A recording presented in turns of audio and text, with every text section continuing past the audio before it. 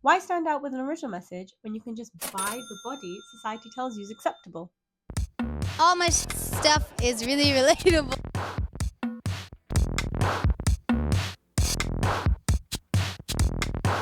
A lot of hate for being thinner, so that confused me. And everything's different now. Yeah. It's hard to get anyone to hear your music. I'm going to every radio station I Industry can, being stuff, like, right, please, right. please. If you had to guess who was standing behind me right now, who would you say? Because if it was Sabrina Carpenter, you would be wrong. I got my boobs done. All about that bass, I didn't believe that when I wrote it. Like, I can't wait to actually believe this one day when I perform it 100 times. No, I'm a mommy. Her debut single, All About That Bass, did amazing, dominating the charts, beating out songs from powerhouses like Ariana Grande, Nicki Minaj, and Jessie J with Bang Bang, and then Taylor Swift's Shake It Off. She was doing amazing. And the key difference was that she actually had a message behind her song where she was promoting body positivity and people were loving the message. The point where she became an advocate for the message. Sweet, bubblegum, colorful, nuanced Meghan was dominating and she knew it because the money was rolling in. It paid to be body positive at that time. She achieved a better debut than most other artists could ever hope for. And she also defied expectations because a lot of people assumed she'd be a one-hit wonder, making All About That Bass and then returning to being a songwriter for other people. A lot of people don't know that I wrote Sabrina Carpenter's first song. Because despite Meghan actually being in the industry for so long, it took her so long to actually come out into the limelight and have the confidence and the opportunity to actually promote her own music, something she wrote and performed. And this was her big break. She was filling a gap that no one really knew about. Being cute, hyper feminine, and bubblegum pastel. It was very marketable and very successful. It's very easy to make a song about body positivity, but to make your entire career about it is another story, and that's Meghan's flaw. Because what happens when body positivity is no longer selling the way it was in 2014? Her career began its steady decline. In 2014, she was the body positivity queen with All About That Bass. 2015 to 2020, she began the boomer stage, making songs arguably for more mature women. And now Meghan has decided she wants to be more appealing to Gen Zs, creating interesting music.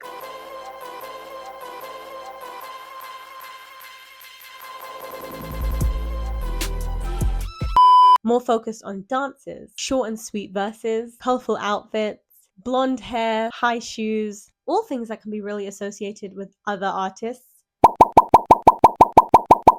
To the point where the old Meghan Trainor doesn't even seem real. All my stuff is really relatable.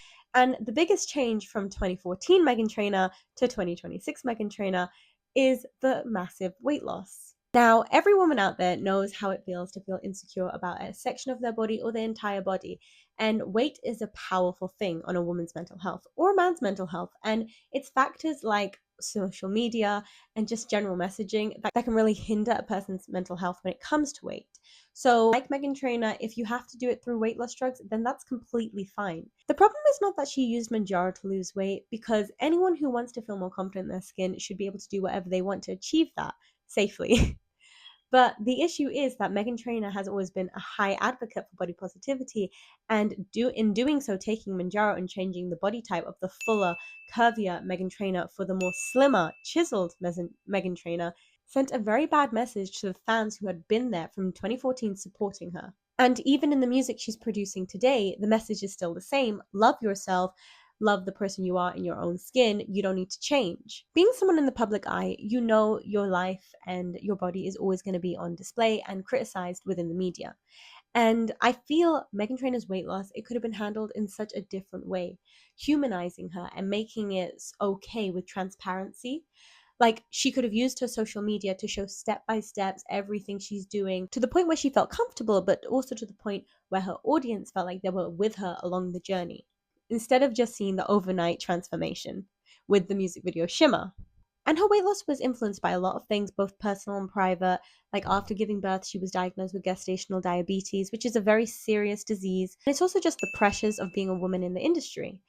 And I feel that's the most significant thing to focus on, the fact that as a female artist, you're always going to be on display. Weight loss medications have just become so mainstream, where they've redefined what the word beautiful actually means. Skinny has never been so easy to achieve, basically, with so many drugs having such easy access and a variety of prices, making it affordable for everyone, basically. Despite numerous side effects, Meghan Trainor, a lot of other stars, and just normal, regular people have used the drugs to help them achieve their dream body. From the viewpoint of mental health, if it makes her feel better, then amazing.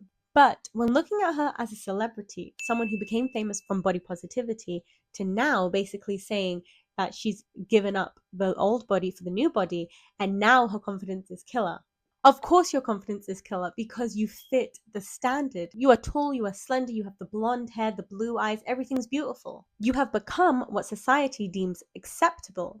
And suddenly now your confidence is killer? And that leads us to believe that she never really believed the message she was promoting in 2014. And she's actually come out and she says she didn't. All about that bass, I didn't believe that when I wrote it. Like, I can't wait to actually believe this one day when I perform it 100 times. Which is very sad when you put aside your commentary and you look at her as a human being, because she's still a person and her big break was all about that bass, and yet she didn't really believe the message, but this was her chance. So she took it any way she really could, which is the issue when you make your body your brand. Artists are always going to evolve. They're never going to stay still. Even if we don't like it, they're going to change because they're human beings, basically on their journey. And in Meghan Trainor's case, obviously going from the woman we know to the woman she became today is going to rub a lot of fans the wrong way, because essentially her message was love yourself, and now it's become, I still want you guys to love yourself, but I'm going to look like the 1% who's stunning and amazing, deemed by society. And she's not the only person who's been a hypocrite to their message, essentially, because no matter what, women are always going to change their bodies. Even if it's small or big, people are going to find it controversial. And sometimes it's more wrong than others. Singers like Adele also went through massive weight loss journeys, and the media did not attack them in the same way. And there's one big feature, because Adele's brand is not about her body. Adele's brand is about her voice, where her appearance basically takes a back seat to her talent. She's known for amazing vocals, amazing depthy voice, and amazing songs. She doesn't really dance or wear like girly pop outfits because she doesn't need to, because her voice is the main star of her career. Unlike Meghan Trainor, where her main star was her message. A message which was, yes, made by Meghan Trainor, but also by her team. I feel when she got her big break, she was very much boxed into one category, where she really had to play into the whole body positivity thing, even if she didn't believe it, which is very sad. Many people are calling her career a flop with this kind of comeback. It's very much like Katy Perry trying something that's not working. However, I think it's a little harsh to say it's a complete flop, because in her own right, Meghan Trainor is a star. She is an icon of 2014.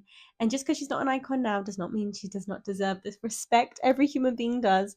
And comments like this are not constructive. So I'm going to give some constructive comments, as well as some initial concerns as well. So first and foremost, her songs are not hitting the same way other people in the industries are.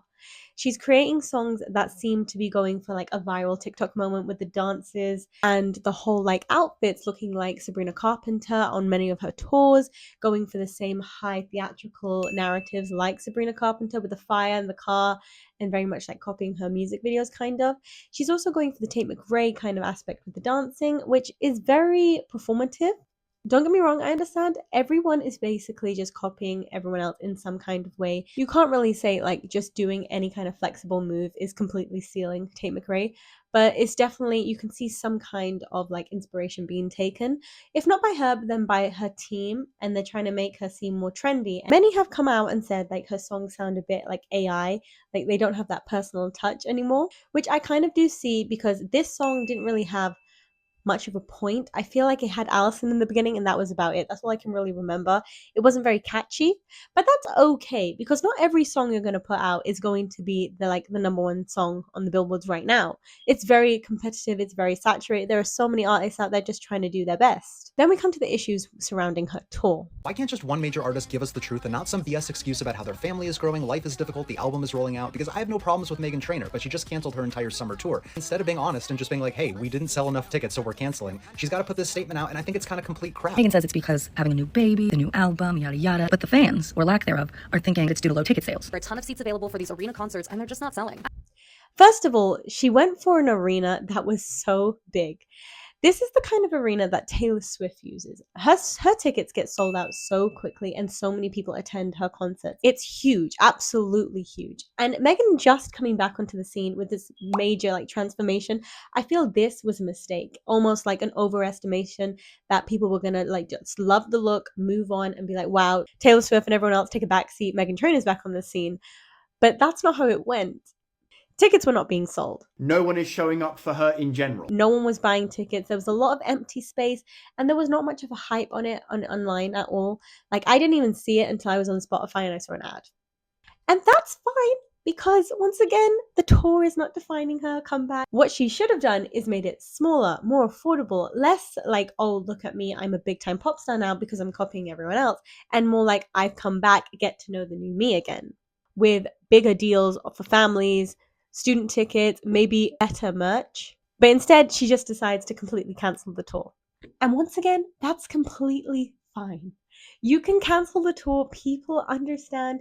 Tour festival seems like a cash grab. To me, that's how it seemed. It seemed like she was going for the JoJo Siwa, like, make expensive tickets, come see me. I did not appreciate that. But the reason I would love to see her on a tour, even though I don't love her music right now, I feel like she's one of those artists who fall into the category of who perform better live. Like, put her on a stage with a good audience and she's amazing. So to cancel the tour, it just seemed crazy for me. And it's the reasoning behind cancelling the tour that got me. Meghan Trainor has an issue of taking responsibility for her actions, where this time she seems to blame the tour being cancelled on her being needed to stay at home and be a mother to her new baby. Now, I completely understand having a new baby, you have so many priorities, but you had already established the tour. You knew that you were going to go on tour. So this was not new information where you're like, oh, I can't leave my child. You already knew what was going to happen. So that was a very flimsy excuse. Like, we as the audience can see, like, your tickets are not selling, and some transparency. Transparency.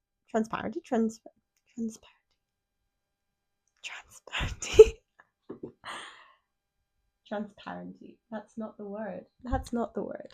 I wish she was a little more transparent. Yay! With her reasoning for cancelling the tour. And just say the tickets are not selling, or I'm decided to make my tour on a smaller scale. Just build the relationship back up.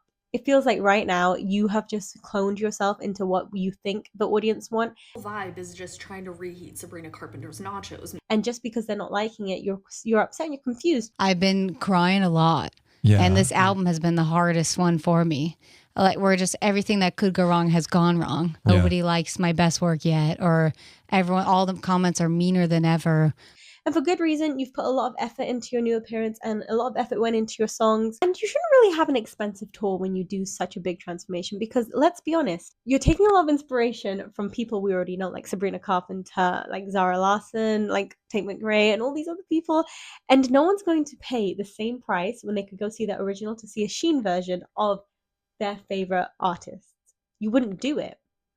And I feel at this stage she should just take a second and decide who her audience should be, because it does not seem to be working for the whole Gen Z thing. So I wonder if she, not rebrand again, but the rebrand is not working, bottom line. She can fix it. I just feel like she has to re-examine with her and her team where she wants her career to go, because being the girly pop is no longer relevant for her. And now being the Gen Z, like, sparkly Sabrina Carpenter knockoff is also not working for her. I feel with the dances, she kind of expected it to be a big thing on TikTok. But anyway, she's created this new version of herself, and she's in her skinny era. And despite it not working, I completely understand why she's kind of forcing this whole, like, persona of herself now, because she's created the version and she wants that validation from us. She wants to know all her hard work is going to pay off, because she's made a lot of sacrifices and changes. Like, she was very emotional. And I feel the hate online was a little too harsh. She's a woman who's just changing to stay relevant, and that's all she really can do. When she's competing with younger people who embody an entire different genre to her, it's hard to keep up. I feel like Meghan and her team should have tried humanizing her newfound, like, persona and, like, new image of being, like, this skinny, beautiful girl now in, like, more relaxed ways. Like, you know, in the chicken shop, everyone goes in there and everyone has a good time, and it's a nice way of just, like, humanizing the person. Going forward, I feel like she needs to reassess her message, because love yourself in the body you're in is no longer the same message she can promote, because she herself has changed. Perhaps she can go for the whole, like, trust the process, or, like, the journey and not the destination, you know? But I feel like her lack of transparency about the tickets, the songs seeming like AI-ish, taking too much inspiration from too many people, she's just coming off as unauthentic. The issue surrounding the reason she cancels her tour, and overall, her lack of message. We don't really know what her music is supposed to tell us anymore. There's no message behind the words. It's now just like, I'm thin, look how pretty I look, you should love it. Just to clarify, I still think she can turn this around. Thank you so much for watching. I hope you enjoyed this video. Please subscribe.